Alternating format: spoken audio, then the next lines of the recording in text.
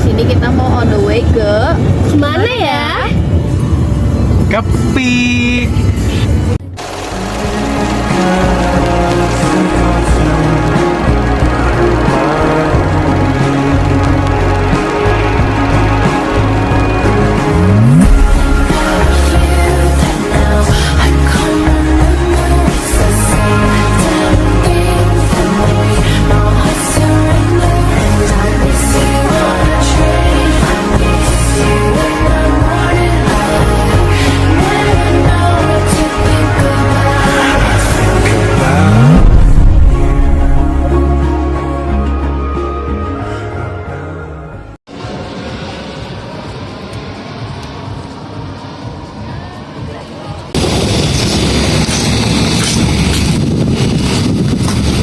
Apa itu energi panas matahari? Energi panas matahari adalah energi yang didapatkan dari reaksi fusi nuklir yang terjadi dalam inti matahari. Reaksi fusi nuklir ini terjadi karena adanya penggabungan atom-atom hidrogen yang menghasilkan helium yang juga menghasilkan energi. Energi ini dipancarkan berupa cahaya dan juga panas dari matahari. Energi panas matahari juga sangat bermanfaat bagi kehidupan kita di bumi ini, yaitu salah satunya itu bagi kehidupan seperti tanaman digunakan untuk berfotosintesis untuk menghasilkan energi, dan juga untuk kita manusia yang berupa vitamin D. Tidak hanya itu, tetapi energi panas matahari juga bisa digunakan untuk mengeringkan tanah kita agar lebih subur dan juga menjaga temperatur udara di bumi ini. Dan yang terakhir juga, energi panas matahari dapat digunakan sebagai sumber energi alternatif seperti digunakan melalui panel surya dan juga energi termal matahari. Kelebihan panas matahari yang pertama yaitu ramah lingkungan, yang kedua tidak terbatas, dan yang ketiga biaya operasional rendah.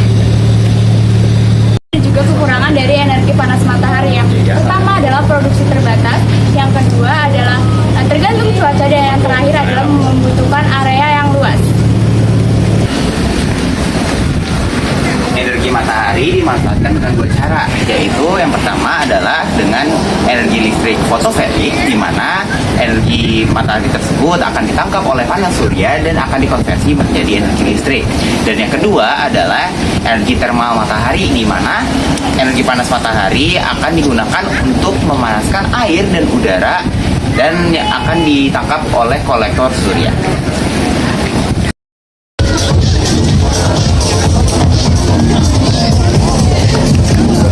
Energi pasang surut adalah energi yang dihasilkan dari perpindahan massa air akibat rotasi bumi dan gravitasi bulan.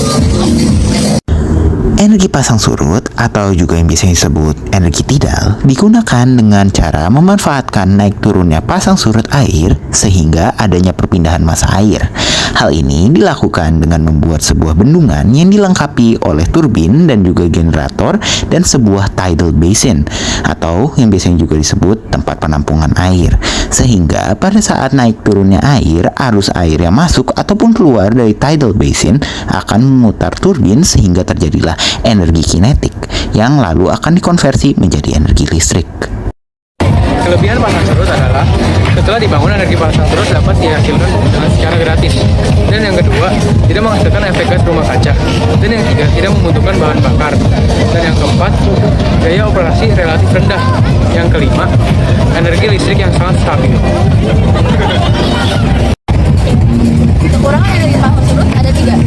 Yang pertama, biaya yang sangat mahal. Yang kedua, merusak ekosistem. Dan yang ketiga, dapat bekerja 10 jam setiap harinya.